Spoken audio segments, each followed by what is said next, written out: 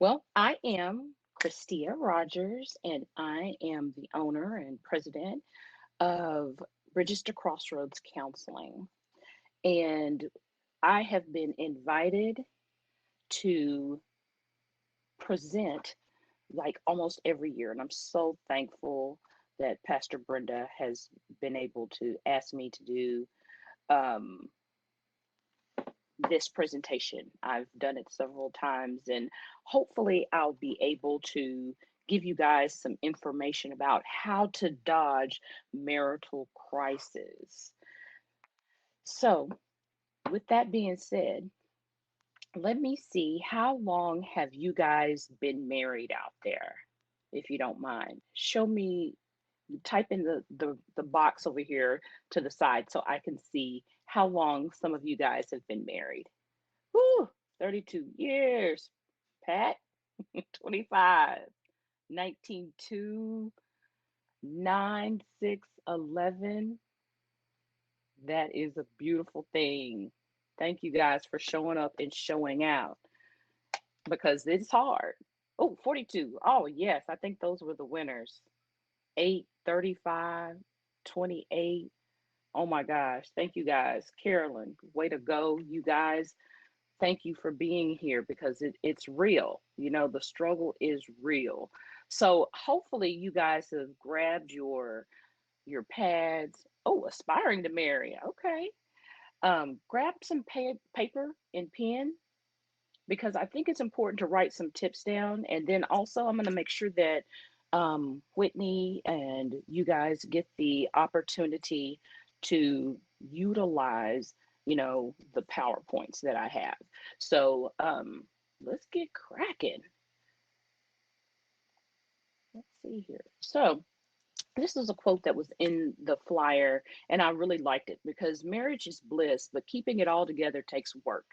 And some may boast of surpassing 10, 20, or maybe even 30 years, but in retrospect, could it be said those years were spent celebrating the relationship or tolerating it? And I know that that's one of the things that we kind of go through is, those issues start to pop up and you're like, oh, I could have married Denzel. I remember the time that I saw him at the club. I could have married him, then Willie, and coulda, woulda, shoulda. And so instead of embracing where you are, we have the tendency to look back to where we've been. But there's a reason that that didn't happen. And so instead of tolerating your marriage, I want to show you guys some tips on how to dodge this crisis. Okay. And if I know that all marriages, have their times, they have their moments, because life happens every day, life happens.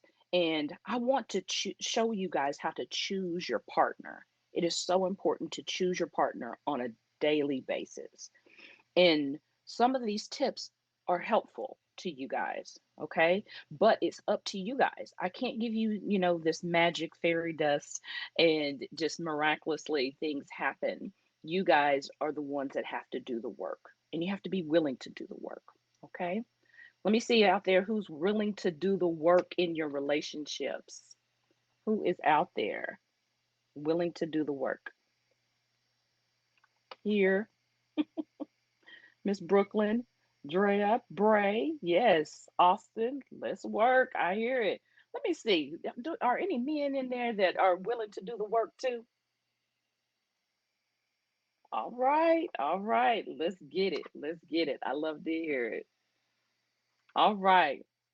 So, the objectives of today, what we're going to learn is why communication lacks effectiveness in many relationships. Okay. So, when I speak to my couples, the top three couple issues that I hear most often are number one is communication. She doesn't tell me what's going on. I'm out of the loop. I'm not hearing what's going on. The second thing that leads right into that is finances. The finances aren't right. You have an overspender or underspender. You too tight, not tight enough, that gets you guys all wrapped up. And then no one knows how to communicate about it. And the third is sex. whether it's with your partner or with someone else. That's the biggest. Not enough sex in who it's with. That is the third thing.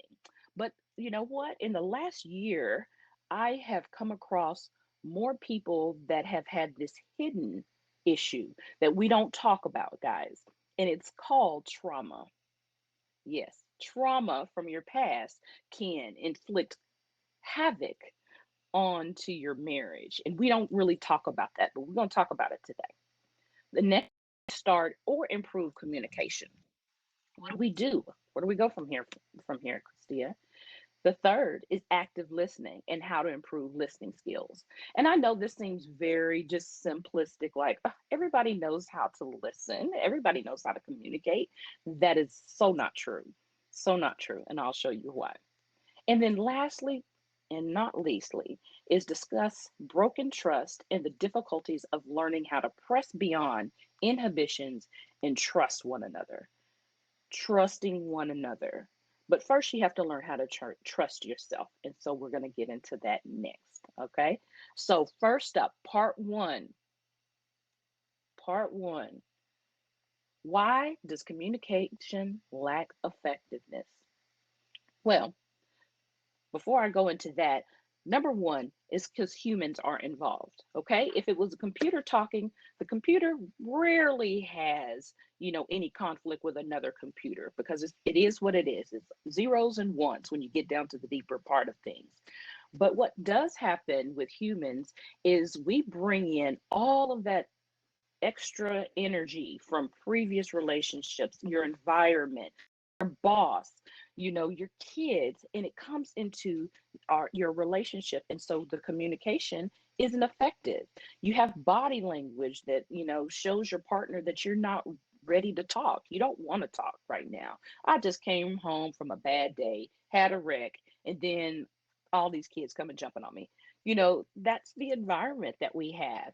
And so we have to teach ourselves, our human selves, that we've got to undo those bad habits. We have to undo those bad habits. So, why does communication lack effectiveness? Number one is previous relationships, things that you have gone through, your exes, the potential exes that you didn't get to date, that you got turned down, your family history. What was in your family that came into your marriage? Because when I say relationships, not just the intimate ones. It also means your social ones, like your best friends. They can bring issues into your marriage.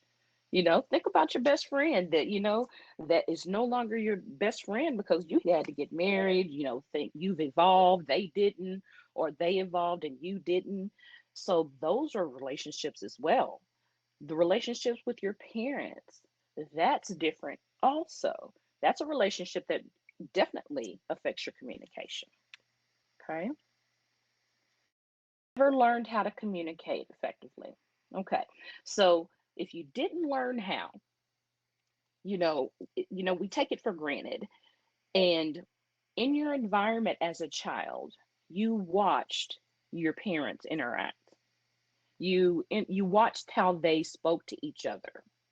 And so, because of our brain, even though it was very vast as a child, and it still is, it's very vast, we could only understand and process information with a yes or no. So it'd be yes, okay, that was okay, how they communicated, or no, that felt really hard, and it gave you a actual feeling of that's negative. So you only can deal with yes or no in the environment that are in as a kid. So we take that with us. And if we don't learn a new narrative, then we're stuck where we were in communication. So if you heard your parents arguing and then one of your parents just like, forget it, just forget it, then that communication style is maybe something that you would adopt or you wouldn't adopt. Just that simple, right? It seems really simple. But if you don't find ways or someone teaches you how to communicate effectively, you're going to take that into your marriage.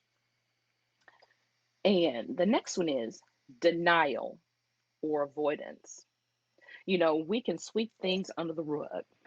Some people, not some, I'm going to tell you, a lot of people come into my office, individual or in couples, will tell me they don't like conflict. So they'd rather not say anything than to say something. But what they're not understanding is that you're still causing conflict. It may not be out in the open, but it's within. So there's still a conflict. It just depends on where you're choosing to put it. You're going to continue to suppress it. So we're going to deny it, and we're going to, keep it in and walk on eggshells. We're going to, sweep things under the rug. That just feels so much better. Or, you want to honor that other person. We don't want to hurt their feelings. But once again, if you're hurt, that's causing a conflict there as well. Right. And pride. I love this one because no one adds this. It's pride. They're trying to control me. And that also comes from your previous relationships and your environment, but it's your pride, your feelings. You know, um, I'm the head of this household. I'm the one who brings home the bacon, so I'm not going to try to listen to you. And there's a hierarchy, and there's a hierarchy that is, ordained by the Bible, that, the man is the head of the household. And so in that moment, I know if it's a step on some toes, gentlemen, but pride gets in the way of listening to your wife when you are seeing things through a skewed lens. So as a wife, we're trying to share what we know, seeing it from maybe a clearer lens, but we're not in a place or position where we're able to hear it. And this can go vice versa, because not everybody's dynamics are that way. Sometimes the wife is the of the provider, which is fine, but that's what has to be okay with you. And the wife isn't trying not to hear anything either. And she was like, well, I bring home the bacon, and you trying to control me, and I'm not going to be controlled by anybody because I am the boss.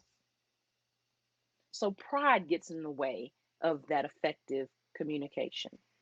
Okay. I'm going to take a little break so I can see, is everybody okay? And does that sound familiar in your household when it comes to pride and that communication? Go ahead and type me something in the chat box and tell me a little bit about that pride and where it goes.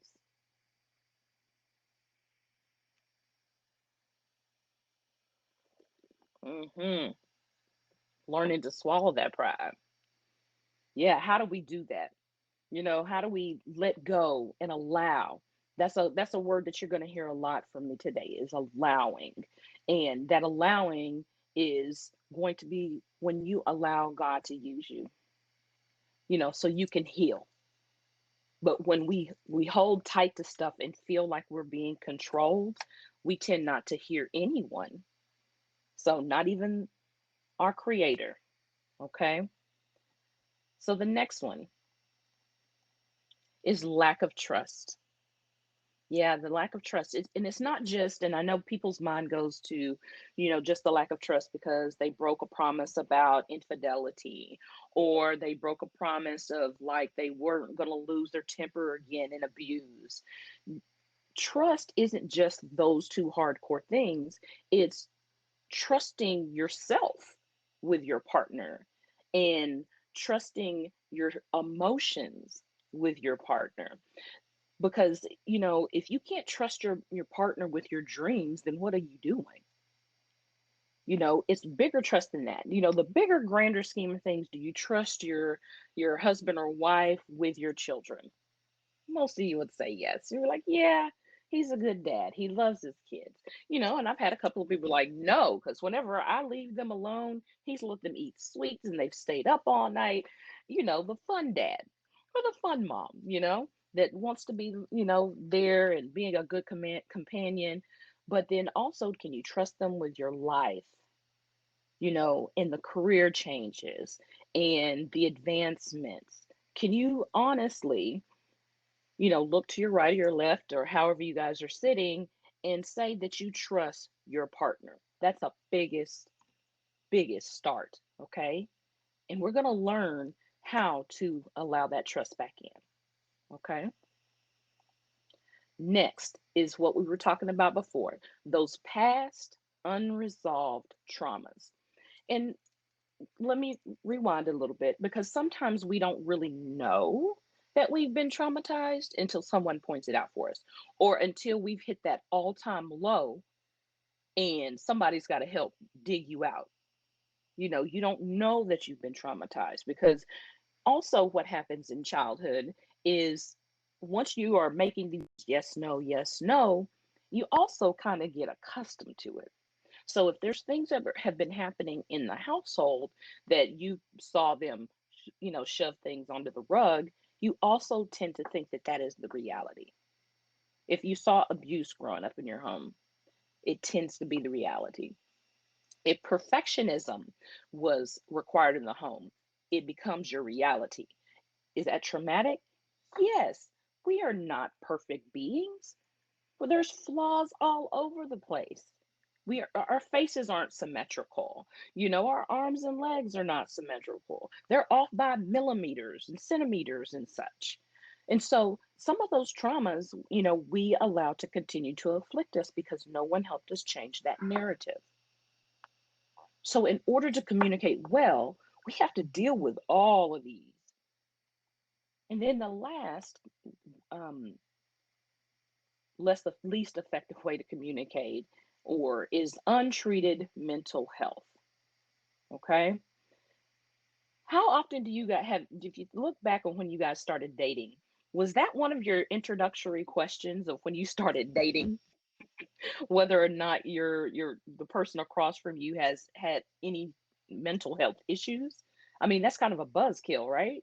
You're going, oh, so what are your hopes and dreams? And, what kind of goals do you have in life? I mean, those are easy questions. Those are fun, right?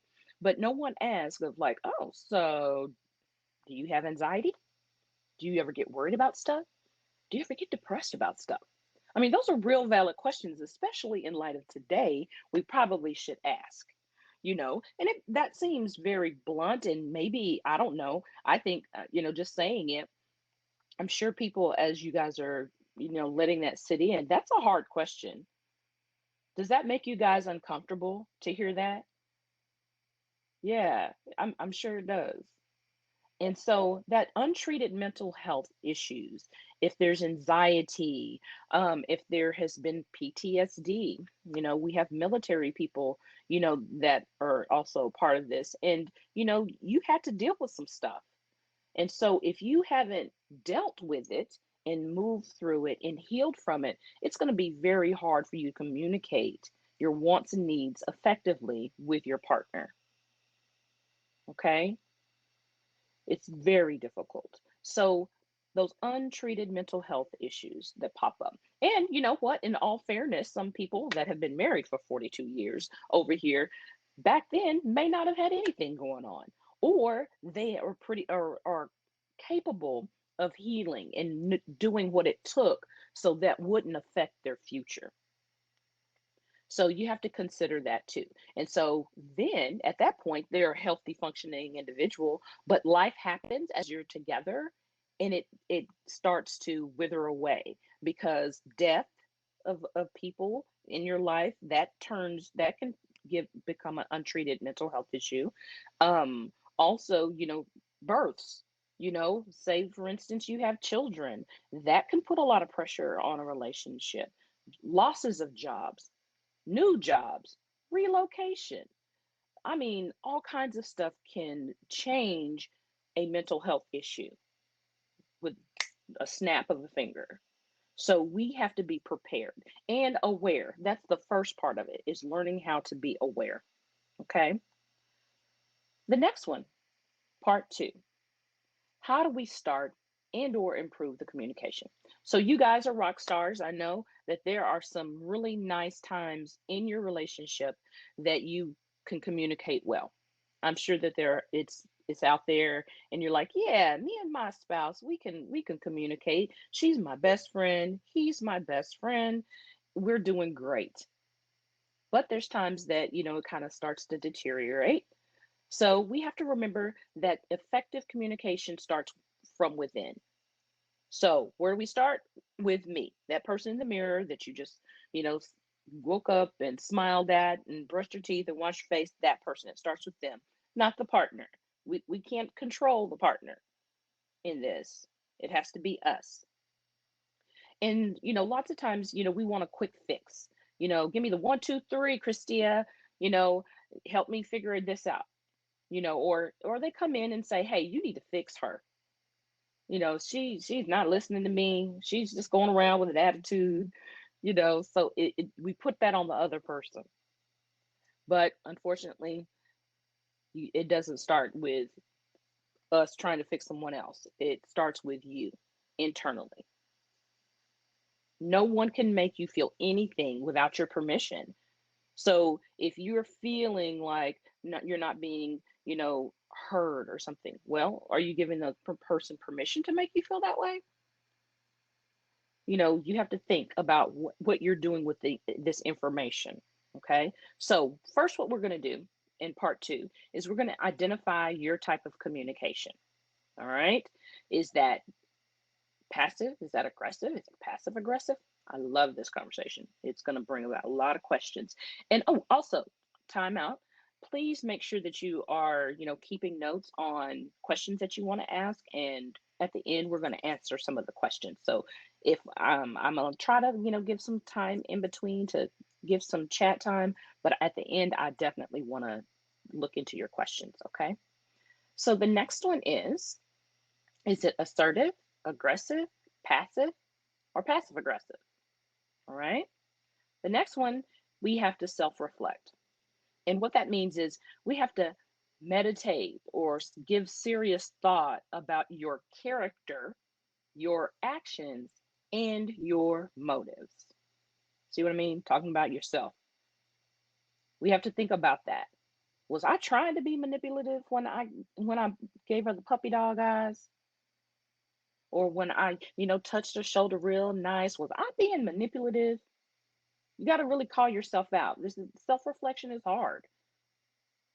The next one is learning emotional intelligence, the capacity to be aware of, control, and express one's emotions, and to handle interpersonal relationships judiciously and empathetically. Kindness counts. Being fair. That's how you know if you are being learning emotional intelligence. Did you handle that communication with kindness? There's all kinds of different ways of telling, your spouse that their cooking stinks. I mean, you could go up to them and it's like, wow, this really sucks, babe. Please don't ever cook it again. Now, your spouse could take it like a joke or, become defensive and yell back, or feelings could get hurt. But you could also say, it's like, ooh, hey, babe, that wasn't your best meal. Um, Maybe I can help you next time if you want to cook it again. Kindness and fair. Okay. And so I hear lots of people share that, ooh, I just can't control my anger. Well, it's yours. So controlling your emotions is up to you. Like I had said before, no one can make you mad. You are allowing someone to make you mad or push your buttons. That's on you. That's an inside job. How you're going to take someone else's criticism or comment or even nice things. Some people can't take compliments. So, how you ingest that is up to you. Next, here it is. So, in identifying your type of communication. So, this is going to definitely try to give you a perspective of what these are and maybe how you interact with your spouse. Okay. So, aggressive communicator. You express that only their needs need to be met, wants and feelings matter. The other person is bullied and their needs ignored. So, if you're communicating where it's you need to do this, you need to do that. Why haven't you done this for me? Da da da da da. That feeling of being bullied is on the other person. And not saying that you make that person feel bullied, but it's the action of looking like it, is that they don't even get to think about what they need at the time. For example, as an aggressive communicator, I come home from work and my spouse works from home. And I had a really rough day. I'm probably hangry. And I come in and I'm like, wow, so you're just not going to get up and finish dinner for me?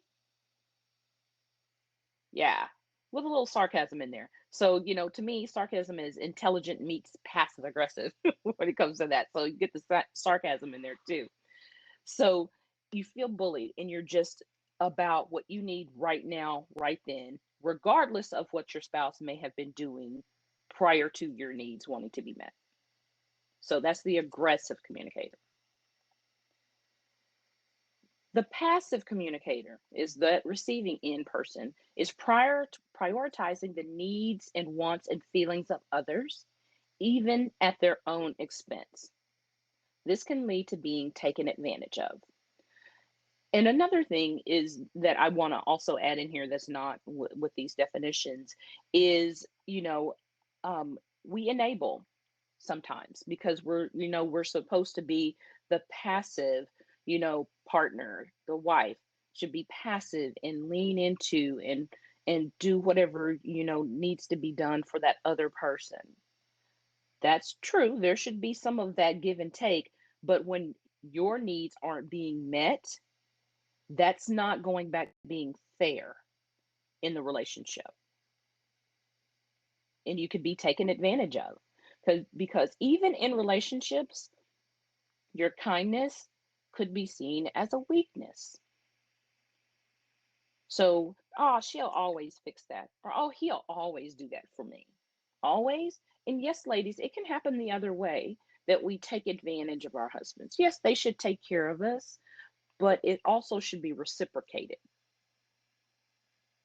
And it's not, keeping score, it's you're doing it because you care for them.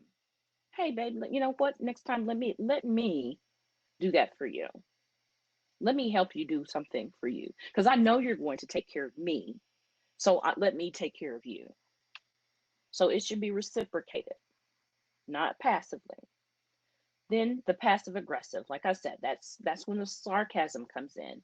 You communicate with body language or a lack of open communication to another person. And what I mean communicating with body language is just the stare down or even, stepping into their personal space. That is passive aggressive. Not saying anything, but just being in their space and pushing a button of like, hey, wait a minute, that feels aggressive. Such as giving someone the silent treatment. Yes, people, the silent treatment is passive aggressive. Sarcasm, as I said, intelligence meets passive aggressive, and gaslighting is passive aggressive. So, gaslighting, I know that that's everybody's like, oh my God, I've heard this. It's a new term out there, gaslighting, gaslighting. And let me give you a kind of a brief description of what it is. The person, the receiver, feels like they're crazy. So, say for instance, your purse was moved and you know that your purse was somewhere else. And you're like, hey, hun, have you seen my purse? What do you mean? It's where you always leave it. But knowing this whole time that he moved it so he could, move something. But what are you talking about? I would never touch your purse. What for? Why would I do that? And you're like, God, wait a minute. Why would I do that? And so one of the definitions and part of it was the gaslighter may know what some of the other person's core buttons are and are intentionally repetitively pushing those buttons. And so that other person gets the emotion. Example. So say for instance the husband had lost his job, okay? And the wife is gaslighting. She is like, well, what can you expect? You didn't graduate from high school. Why don't you go back to school? I've told you time and time again. Well, what's being a husband about? Then he overreacts. Or is he overreacting? He's upset. You've just lit the flame under those feelings that have not been healed. Gaslighting. So, a better picture maybe is taking all of those secrets that you may know about your partner and setting them on fire, just pushing at them, each and every one. And I've heard a lady had said that I'm just being real. Really? Being real by setting your spouse on fire and then putting gasoline on it. That's not good communication. That's poor communication. Okay. And then lastly, this is what kind of communicator you aspire to be is assertive. Okay. Not aggressive, not passive aggressive, assertive.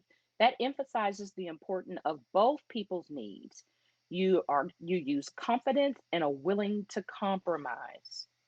Yeah, babe, what are we going to do about this? I know maybe I didn't make a very good decision about doing things, but we're in this together. I'm sorry. What can we do to come to a median here? Okay. So I know that's a lot of information, but I want you guys to bookmark it and we will come back to it. Okay. Because I know that how you communicate, you have to take it in, you have to drink it in and be completely honest with yourself. How am I communicating to my partner, my spouse? This is supposed to be that ride or die person for me. But how am I communicating to him or her? Okay. The next part of this is self reflection. Okay. That's that meditation or serious thought about your character, your actions, or your motives. Okay. To have a healthy marriage, you have to be a healthy individual. So that's the state of self. Okay. Who am I? What am I about? Who am I? And so when I ask the question, I'm thinking of your values, your morals, and what experiences that you have had that brings you to this spot. That's who you are. You lost your mom at a young age. Who am I? A woman that lost her mom at an early age, and it kind of affected me. You know, who am I? Those experiences that you experienced and how you handled them make who you are right now. It just does. That's how life works. We take these challenges and issues that have happened, and they create this person that we are that's sitting here before us. Okay, so you reflect on that. Who am I really? What are your strengths? What are your values? What do I stand for? Woo. Yeah. So during those times that you are making decisions, going through life, what did you stand for? Did you stand up and fight for yourself, or did you take a back seat? Did you make a good choice, or did you make a poor choice? You know? And when we are making those decisions at that time, it's the information that you have at the time. None of us have a crystal ball. We don't know what is going to happen 5 years later. But when you're sitting right there in that moment, what decision am I going to make? And when you make decisions that you have no regrets for, that's what you're standing for. Okay, I want to make this decision so I won't have any regrets. I want my family to be okay. I want me to be okay. And I want us to get through this. Now, it's going to seem, you know, conflicted, but that's what I want to do. What do I stand for? How do I want to live my life? Am I going to live my life by the expectation of my parents, or am I going to live my life by my expectation? That's why it's so important to know your own values and your own morals and so forth. Because how your parents live their life is not the way you have to live yours. Now, you can take bits and pieces from their life that you really like. Yes, I want to steal that into my family life. Then you have to take that ideal and share it with your partner. That's a big deal. You know how that translates from one place to the other. And some people, some out of you guys out there have very different backgrounds. You know, you some have grown up military, some have not. And but yet and still you found a happy median, and you were able to, know that, hey babe, I'm in the military, we're going to be traveling all over the world. And that person is a homebody, never been anywhere. And so yet and still here they are, packing up the kids, getting in the car, we're relocating every, 1 to 2 years. So, how do you want to live your life? That may not be how you want to live your life. And guess what? It's okay, because this is the state of self, not a state of mom and dad. They have their own. So, you get to decide. And this is something that you get to speak over with your partner. But when we're talking about you, you get to decide on how you want to live your life. And in order to overcome any kind of crisis in your home, you have to be true to yourself. Being honest. You may not have been honest, a year ago, but it's time to get honest now. Maybe you didn't know how to get there. Hopefully, this will help. Owning who I am. Mm. Being authentic with yourself. And living like that. Knowing that, you are a communicator and you like connecting with people. But you also, in that time, you get, a lot of attraction from men, and so, hey, you're like, I'm married. Thank you very much, but I'm married and I'm happy with that. Now, you may flirt and, bat those lashes, but that's it. Owning that. I like that attention. It, makes me feel good. And then you come home and you tell your husband, hey, babe, this man was really flirting hard with me. And, owning that you felt good, but yet and still, husband, it's me and you. Owning that I'm okay because I made mistakes before and I want to learn from those mistakes. Does making one mistake, doom you straight to hell? No, it doesn't. You wake up each day with another opportunity to develop and to morph into a better person. The only way that mistake can, affect you in the negative, if you stay there. If you keep it there and keep going back to it and being like, oh yeah, that's what I am. I'm just sorry because I didn't go to college. I didn't do this. And well, if you keep thinking like that, you will be. But owning it is more so, you know what? I didn't go to college, but guess what? I sure am smart and I got a business plan. I got things that I want to do with myself for myself. And I can do it by surrounding myself with the right people. Owning who you are. Being authentic requires both courage and humility. Next, everybody okay? Does anybody need to take a break? I'll take a quick little look see in here. What do you guys think? Do you guys need a little break? Get you a little coffee? I'm going to take a little sip of my coffee.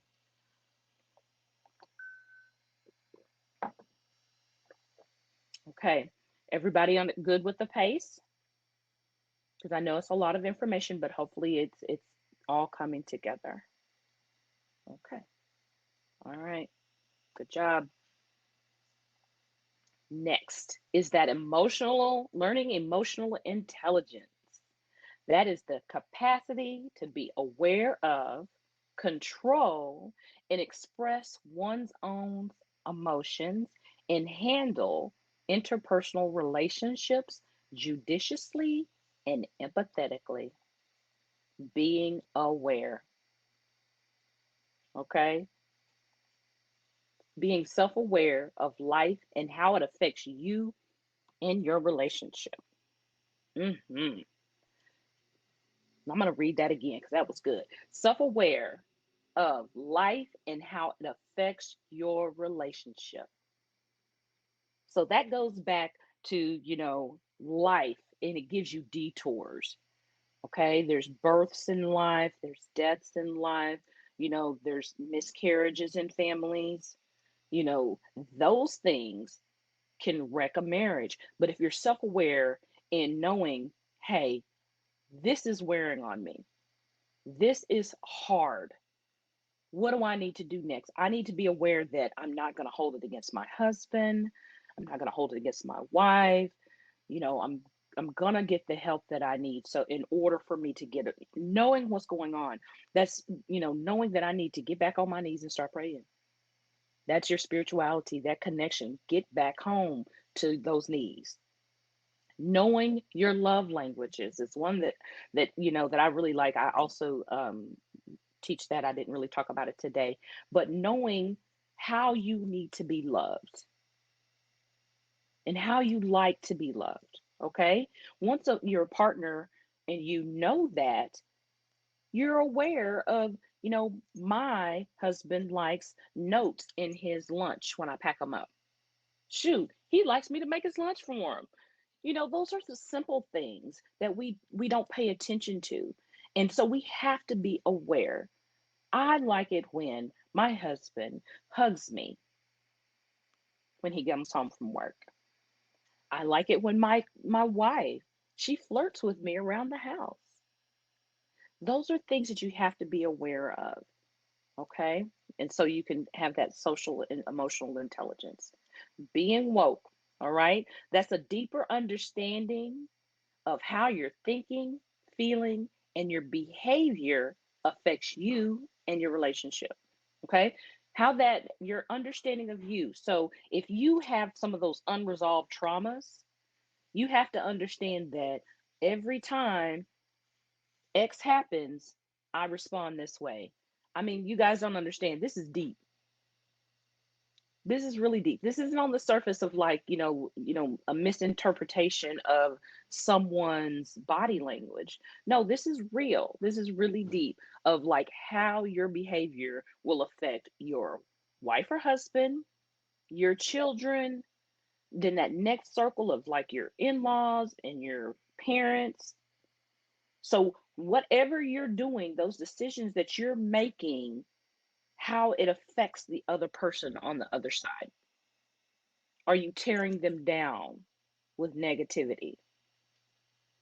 If that person is already going through something, what are we doing? Putting salt on an open wound. We are a part of our partner, and learning our emotional intelligence means it's not just about I anymore. It's about we. So like let's say that we're not married and it's a single person, okay? A single person trying to be woke. You really don't have to worry about too much about that direct consequence of how your behavior affects somebody. So you can run around the house and knocking stuff off the counter. Who does that affect? Well, just you, because you're the only one that has to clean that up. But on a grander scale, when you have a spouse and you have a family and you're mad and you come home and you want to punch a hole in the wall, how does that affect your family in your relationship? So you have to be woke to know that it's just not about you at this point. You have to know that your behavior has consequences. Okay. Emotional intelligence, y'all. And then you have to be able to remain willing, continually working on yourself within the relationship. Okay. Remain willing to learn. Every day, you should be seeking things to learn how to deep dive into your behaviors and how you are loving yourself and your family, willing to do whatever it takes to maintain that relationship. Okay. Next, part three: what is active listening and how to improve listening skills? Now, I think this is really funny. I put this little cartoon up there. It's like, do you ever hear the words I say? And it's the ones I like. And I know couples will do that. And when you are in the heat of the moment, you're just waiting for that chance to jump in there and say something. You haven't even listened to what was being said. So you just, you're like, I'm only listening to the ones I like. And then when you wait for a pause, and then you there like a snake, and like you didn't hear anything that was happening. All right. So what active listening is, okay? It's listening attentively while someone else speaks, paraphrasing and reflecting back what is said, and withholding judgment and advice. Mm, that's something else. We're going to go a little deeper into that because I have a whole little step system for that. But that's kind of goes back to this cartoon is, you're holding on to just that I need to say something. I need to say something, but you're not listening to the other person what they're telling you. Pay attention to the nonverbal and the verbal. So the nonverbal is the body language. It's what your body is doing when you're speaking. So if you're looking within on how you speak to a person, think about what your body is saying. So I know that when you and your partner are having a conflict, I know there's probably some eye rolling, some hands on the hips, arms crossed. Some people don't even make any eye contact at all before any word is ever said. Those are the nonverbals that we read and we take in. And that gets disturbing because that's filtering through our mind that's angry. So you're going to take that as a threat. Oh, so you got an attitude now because your hands are on your hips. Or, oh, you got an attitude because your hands are crossed. Oh, you're not going to listen to me? Your eyes are somewhere else. So pay attention to the nonverbals and the verbals. So if you're seeing that, then it might be a time to take a step back and have this conversation later because we want to take the emotional piece out of that and then replace it with more active listening skills, which we're going to get to. Remembering the key points. Okay. So as your spouse is speaking to you, remember those things that you guys that was said to you. So then you can come back and paraphrase it of like, were you saying this? No, I wasn't saying that. Okay. So try it. Go back and say, okay, so what were you saying? Could you say it again? Remembering those key points. And then you respond. Okay. Then you say something. Then you're like, okay, I think I got it. And your partner's the only one that can say that, that you got it. And you can even use the I words of like, I'm hearing you say this. All right. So we're gonna get a little bit deeper. It's a little acronym that I use. So it's how to improve those listening skills. All right. So it's when there's conflict or when you guys need to talk, because I think it needs to be habitual. So it's you can do that on a regular basis. So why am I mad? First, you're gonna self-reflect about your own emotions. Don't play the blame game. So you can't do that. You know, when you're trying to listen and understand and improve your listening skills. Think about, why am I mad? Am I mad because the mustard's on the counter, or because you feel you're doing an uneven share of the housework? Which one is it? So that's what you need to think about first is, what am I upset about? What is the issue? Not what happened 2 weeks ago. Okay.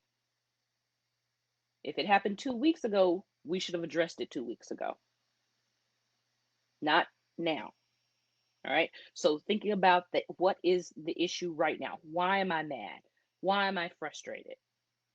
Because if you sit down actually and really self-reflect, like it says, and that's specifically there, so you can self-reflect on, okay, am I mad because I had a rough day at work, or because my check was short? What's going on with me first? What are my emotions doing? And it's not your partner's fault. Okay, it's not your partner's fault. It's how you are translating it. How are you receiving it? How are you perceiving this information? Your partner left the mustard out on the counter. Was your partner done with the mustard? Was there more hot dogs to be made?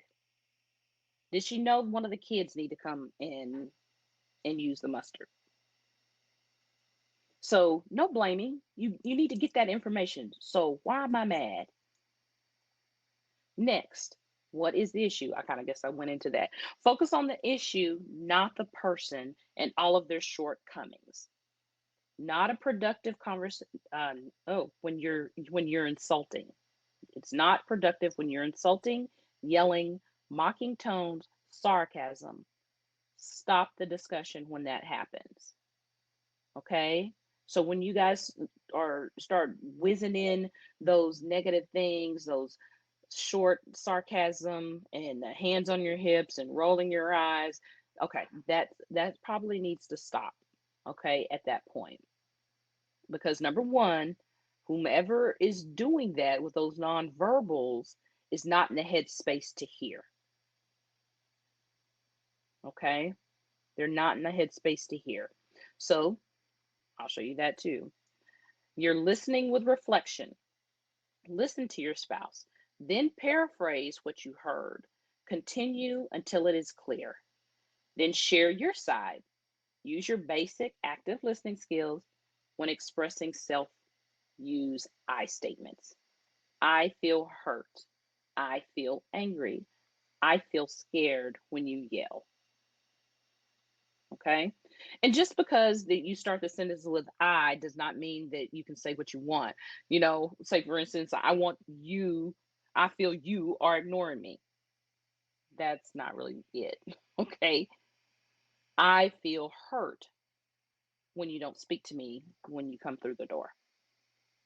And this is very meticulous. This means you have to do it, the effort to do it. It's not just going to happen. And I know it feels probably odd because you don't do it normally. That's the reason you have communication errors, because you're not listening to your partner. And also, another part of this is when you're not listening to your partner, maybe you should self reflect and think about, is she talking about me? And is this real? Am I owning that I did have an error here? Remember that pride. She could be right. Dang it. I do that. I'm controlling a little bit. Okay. I need to work on that. And so owning that, if that's what's going on, then let me back off. Let me not put up the defense mechanisms when your spouse hits the nail on the head. Okay? Sometimes your spouse is going to be right about some of your behaviors because they're the one with you all the time, especially in this pandemic. Okay? So step by step. And last, time out. When the conversation is not productive, someone needs to stop talking. It's not an argument if there's no one to talk to. Sometimes you can just stop talking and listen. Just listen. That'll tell you a lot about what's going on with the situation when you just listen to someone, whether they're loud or whatever. But you must negotiate a time to revisit. Like I said, we're not going to wait 2 weeks to talk about something, you know, to talk about something that happened in the past. Because number one, your partner doesn't know that that's an issue and you're enabling the behavior. If you feel that you were taken advantage of, then you need to say it. Hey, babe, you know what? That felt really weird. Your car ran out of gas and you took my car, and now we neither one of us have gas. Don't let that sit. If that's unsettling to you, then hey, babe, I need to talk to you about something, and then y'all talk about it. But if defense comes up, you know that that's not a good time to talk about it. But you need to come back around and say, hey, I'm gonna give you a minute, and I'm relative minute, 30 minutes or so, or I'll be back in a little bit to talk. Let me know when you're ready. but don't let it, just linger. Okay. And these things need to be discussed in advance. So know your partner, know yourself, and your self reflection. So if you guys need a code word to say, pumpkin, hey, things are getting hot, pumpkin, I need to take a break here. Okay. So I'll be glad to talk to you at such and such time. But right now gotta, I gotta shake this off. Gotta figure out what's going on. Okay. So next, we're going to use some practice. We get to do this, and hopefully this works okay. So let's see how it goes. All right, we're going to practice our skill. I hit the man with a stick. I hit the man with a stick. Next prompt. I hit the man with a stick. I hit the man with a stick. So you see the pictures, the difference? I hit the man with a stick. I hit the man with a stick. So, what do you think? What was your perception of the sentence? Was it slide 1 or slide 2? All right, going back. Sorry, too far. So, in this picture, I hit the man with a stick is the little guy going in a circle is hitting a man with a stick he has. All right. This next one is I hit the man that's holding a stick.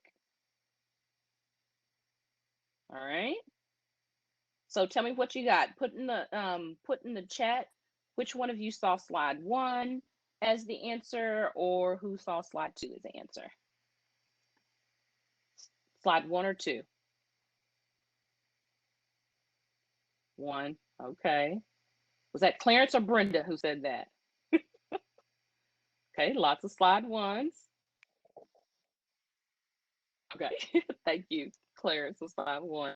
What about Brenda? What did you see, Brenda Jacobs?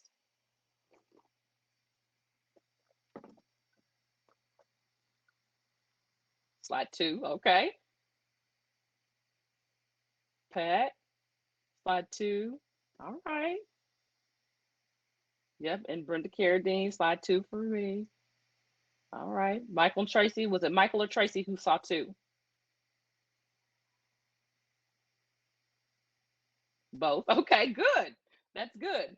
Because that's my next comment is did both or question, did both you and your spouse perceive the sentence the same?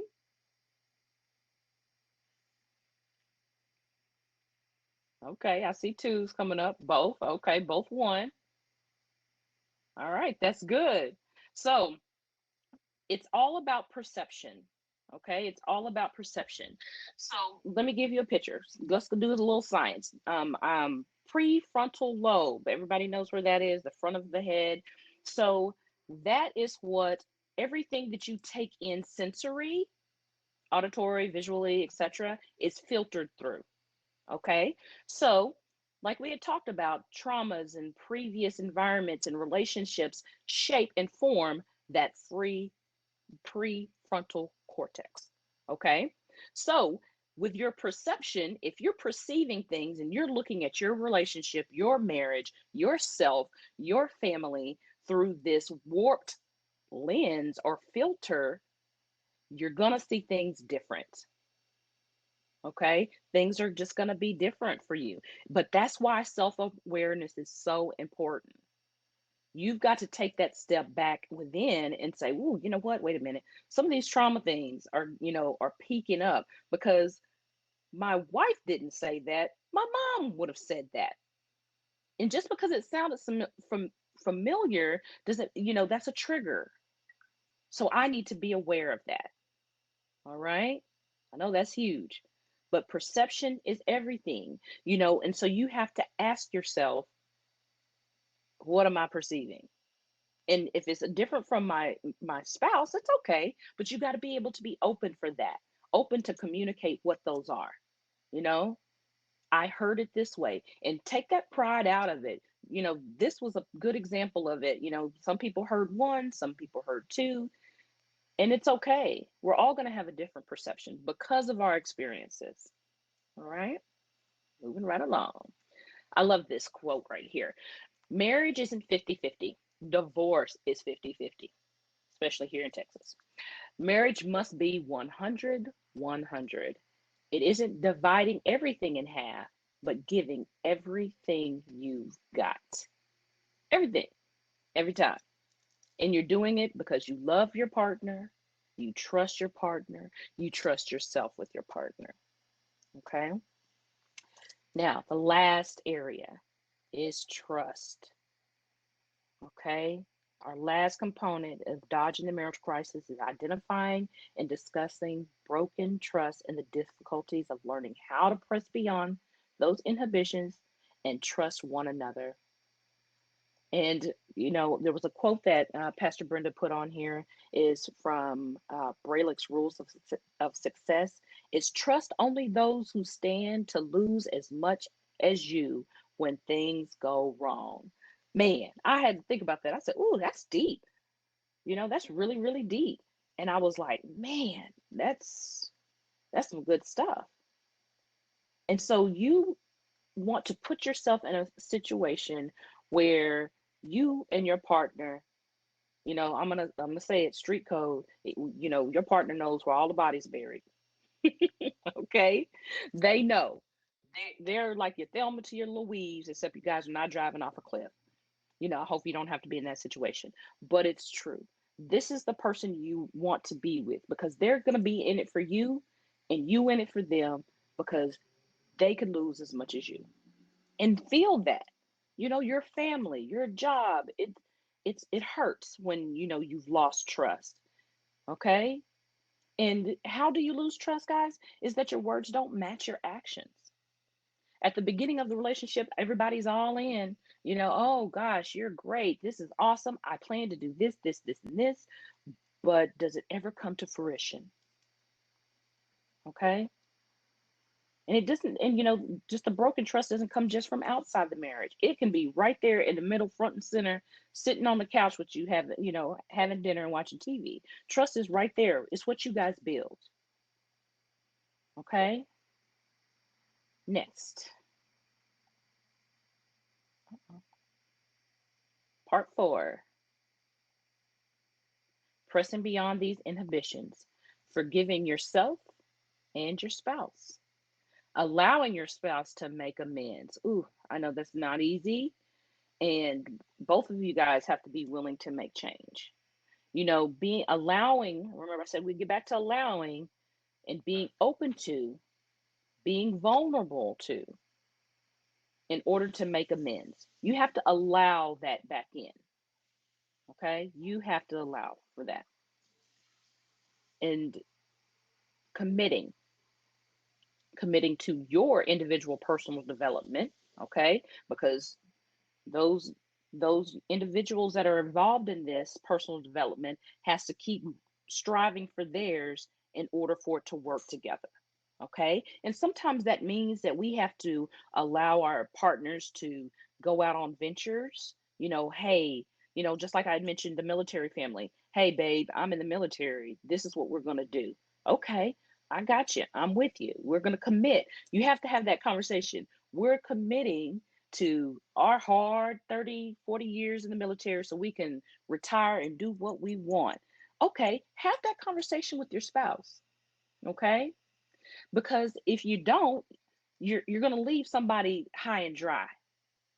And then once you're able to allow that and see that your partner is developing, you too can develop. And it may take some time. Please don't get it twisted. Is that you know okay, it feels like you're kind of in a holding pattern, but you too will have your opportunity. It's like a teeter totter. Okay, to keep things afloat, sometimes we have that responsibility that we got to balance things out. There's some unique situations where both of you guys can do this at the same time, but it takes communication. Okay. You have to commit to your partner, commit to their growth. Yes, baby, I love how you working out. I love it. You know what? That's inspiring me because I got to work out too. And then to your marriage. All right. What is our marriage going to look like? Our marriage, not anybody else's. Our marriage is for us. Okay. Our marriage is for us. Everybody else's marriage is for them. Whatever the Williams are doing, the Joneses, the Johnsons, the people next door, keeping up with the Joneses, whatever they're doing is for them. But what's for us is for us. Okay. Keep that sacred. So the next thing is forgiveness. Okay. Defining what forgiveness is and what it isn't. So I looked it up. I like to look up things because I like to get a good starting point. So forgiveness is a process where someone who has been wronged chooses to let go of their resentment and treat the wrongdoer with compassion. There's that kindness and balance and stuff right there. Man, I really dig that. You know, I'm going to treat that wrongdoer with compassion no matter what. So, with that being said, what is forgiveness and what isn't it? Number one, forgiveness is deciding to overcome the pain and inflicted by another. Hmm. Overcoming the pain that's inflicted by the other. Let that resonate. And then the next one is letting go of anger, resentment, shame, and other emotions associated with an injustice, even though they are responsible feelings, reasonable feelings. You have every right if if you've been wronged in it. You're like, gosh, I am 40 years old. You said that we would be getting ready for retirement at this time. And here you are having a midlife crisis, and we don't have money. We don't have this. Okay. That was your plan. Like I said, life happens. And the only person that knows what's going on with your life, and what's in turns is God. So let him do his job. Take a step back and let go of that anger and resentment. Oh, if I would have done this or I married Denzel, I'd been doing this and that. Let go of those feelings. If you would have married Denzel, then you should have married Denzel. But you here with Willie now. So let's do it. We're gonna have to make that commitment to each other. Okay. Forgiveness is also treating the offender with compassion, even though they are not entitled to it. Okay. Injustice, infidelity, it happens. Not even physical cheating. People, it's just spending time with your best friend, too much, spending too much, with the homies, where y'all talk about your wives and stuff like that and you share too much that can that takes forgiving sometimes too, because those are things that you share in your private time. you know Once again, that's something that needs to be talked about. Babe, I don't feel comfortable with you going out and telling your homies that this and this. Okay, please change your dialogue. I don't care if you hang out with them, but change the dialogue about it. Okay. So being kind about it. Say, you know what, baby, you're right. If that feels makes you feel uncomfortable, you got it. I'm gonna do my best to work on that. What forgiveness isn't? Forgetting the injustice. Okay? Because if you forget the injustice, then you're not gonna learn anything. You're gonna keep doing it and doing it and doing it. Okay? But so you want to learn the lesson in order to get through it. You got to know, oh, I took these steps to get through it and get over it and find a resolve and grow. I remember that I had to let go of that pain. I had to let go of it. Next is condoning or excusing the offender's behavior.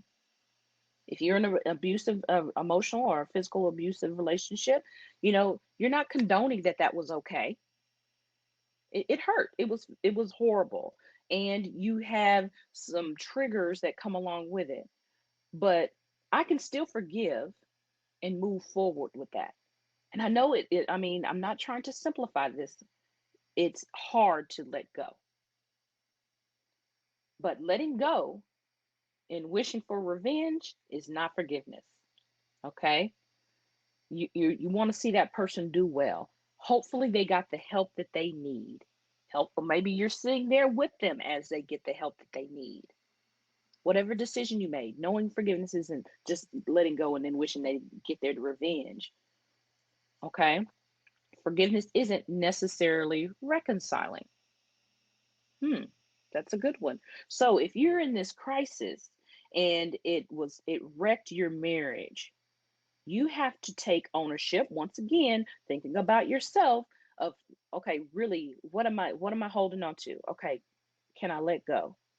And you may need time. So for instance, let me give you guys an example.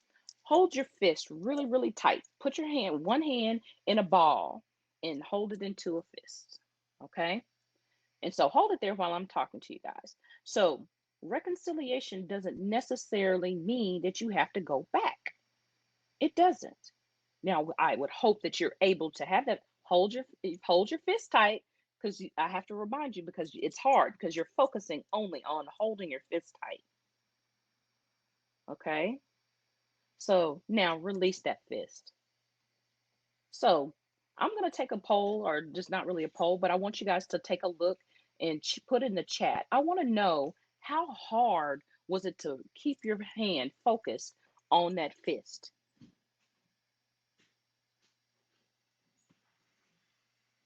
Did anybody do it? Try it? Some eye. So when what happens if you hold that fist so tight and you're trying to keep the air from coming out, and you just want to keep it closed? That's like that pain that was inflicted on you. Because then what makes it happen is because you're focusing on that fist. The pain, the hurt, the shame. You're focusing all your energy on there to keep this fist tight. So if we would have continued, somebody said it hurts. Yeah, it does, because you're putting your nails. I have nails, and so it's digging into my hand. So I have to focus on making myself do it. That's just like with your pain. Lack of circulation, numbness. Yes, but when you started releasing, man, you had to move some things around because you're like, man, that kind of hurt. So that's what you're doing with your pain. That's the lack of forgiveness. That's what it does. It's the lack of forgiveness when you're holding on to it. And at that time, that's what we want to relieve, guys, is you don't want yeah, it became my focus. That's right. It does become your focus. So you guys are walking around trying to hold on to this fist, and you're missing the whole world. And you've missed how your partner has just stepped up their game and is flourishing because you're focusing on this. You stopped allowing him or her to get that amends when you're focusing on this fist, that pain. So open up, you guys. You have to allow for the healing to come. Okay. And so when you're forgiving, it starts with yourself. Okay. You got to start with self. So forgive yourself for believing in and then trusting in. Those are seen as mistakes. Oh, you shouldn't have trusted it. You shouldn't have trusted that. So, believing and trusting, it's okay. We're not perfect. Owning your part, permission to have emotions. Yes, you have emotions, guys. It's okay. You forgive yourself for being angry. Then, next, learn to challenge your inner critic. Really, really start thinking about things. It's like, hold on, was this, something that could always happen? Because your mind is going to tell you yes, but really is it? Because you see your partner doing well and starting to give and being a part of the family again. Okay. And then deciding to let go of the pain. I don't want this anymore. I release it. I don't want it. It's easier to forgive your enemy than to forgive a friend. That's a quote by William Blake. It is, because they weren't allowed in your inner circle. It's those the closest around you that it's harder to forgive because you're still there, you know and you choose to still be there, actually. And that's great. Choose to be there, but you have to be open. Next, forgiving your spouse. Forgive your spouse for taking advantage or the pain that was caused. It's okay. changing from blame to understanding. It's your fault that you did it. But you know what? Let me try to understand why you did it or why this happened. That's that allowing, you guys. You're never going to get to understanding unless you open up your hand and allow. The next one is allowing for amends to be made. What does that look like? Okay. Your husband wants to hug you, he wants to kiss you. Your wife wants to feed you and make sure your lunch is made to make amends. Well, if you block it, that's like you holding on to that fist again because you have to focus on it. And then, this is a unique one, is accepting the spiritual assignment. hmm This is giving you an opportunity to learn something about yourself and others, and opportunity to grow. And then it's also the spiritual assignment is releasing the wound in order to heal. Sometimes we are brought to these impasses to learn something, you guys. And it's right when you get to when you're doing good, something blows up. Well, because I know my God always does me that way. It's like, hey girl, it's time to move. All right, let's test you. You ready? Sometimes he catches me slipping. All right, next, allowing your spouse to make amends, letting go of the fear, letting the fear of failing, being hurt again, what others think of you, identifying positive efforts. What's that looking like? Apology, being transparent. If your partner is like, hey, look, you know what? I'm going to be doing this. I want you to make sure you know I'm here, you know. And I know that in those times when you're closed off, being transparent to you feels phony. Yeah, yeah, I know it does. It feels fake. Oh, babe, guess what I did? I just saved $100 this month. You know, being transparent, you're like, you're only doing that because I was mad. No, stop, stop. Allow, because then you're going to be holding on, trying to hold on to that fist forever, and you're going to miss the blessing. You're going to miss that personal development that your spouse has went through, this change that your spouse is going through. He or she learned something too during this, and they may outgrow you if you don't allow it. Yeah, they may outgrow you because you're stuck in that space of pain and you missing out on the bandwagon. Your spouse is becoming a better person, shouldn't you? All right. Next, we're almost there. Last but not least is committing to. You've got to commit to the personal development, that state of self, making sure that you are in the right state of mind, working on how you communicate. Stop trying to control stuff, guys and girls. Okay? When we try to control things, it's because we don't trust there is a greater plan. And controlling always gets in the way of the highest good. Okay? It does. It always gets in the way of the highest good because you're trying to stop God from doing his thing. You can't. It just won't. It's like, your hands are too short to box with God. Okay? So stop trying to control things. Allow things to happen. See why I needed to be in this space and time and grow. That spiritual connection, get back at it. Get back in alignment. Get back in prayer. Get back into those groups that you're learning about the Bible and what it can teach me. And exercise, guys. You got to get your body moving. Okay? Um, Movement. You got to. Things in motion tend to stay in motion. So take the lesson, not the loss.